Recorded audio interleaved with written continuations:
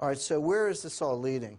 This is a dynamic model of how the dollar will collapse, and it's pretty simple. So just make up numbers, 311 million people, it's a nice round number for population in the United States. Of case one, case two. For any of you who are physicists, deal in fissile materials or other dynamic critical state systems, this will all seem like very familiar stuff. So T is a threshold. T is a level where that's my threshold. So when I see somebody act in a quantity greater than T, I act. So case one, we're subcritical. So what happens is 1,000 people reject the dollar, right? So 1,000 people reject the dollar, but for the next group, sorry, did I do this right? Oh no, sorry, 500 people reject the dollar. And then at that point, I'm sorry, there's my premise. So, okay, assume 100 people repudiate the dollar. So this is what happens. 100 people reject the dollar. Well, when 100 people reject the dollar, the next 1,000 people had a threshold of 500. In other words, if 500 people reject the dollar, they would reject it also. Their critical threshold is 500. But what happened is 100 people rejected the dollar.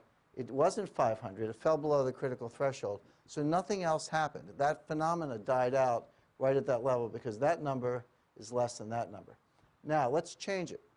And I'm only going to change two variables. I'm going to make the 500 100 over there, and I'm going to make the 10,000 1,000. But the bottom three are the same. Everything else in this system is the same. Now, 100 people reject the dollar. Well, what happens? Well, at 100, you've triggered the threshold for 1,000. So now 1,000 people reject the dollar. At that 1,000, you've triggered the threshold for 1,000,000. Now 1,000,000 people reject the dollar. Now the next threshold was 100,000. Well, we had 1,000,000, so we're over that. So now 10 million people reject the dollar. At 10 million, you've hit the next threshold, 100 million.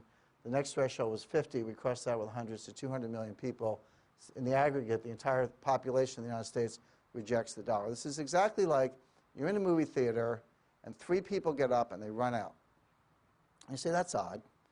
But you sit there, like your threshold is higher than 3. You just think it's odd, but you don't want to get up and run out yourself. But now you're sitting there, 10 people run out. You're like, something's up. They know something I don't know. The place is on fire. I don't know. I'm out of here. In other words, there's an example where at 3, you haven't hit my critical threshold, but at 10 you have.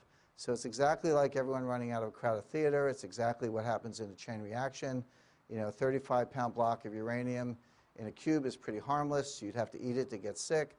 But if you shape it into a softball in a barrel and put it in a tube and fire it together, you can blow up a city. Same uranium. It has to do with the array and how you start a chain reaction. This is how you start a chain reaction in the dollar.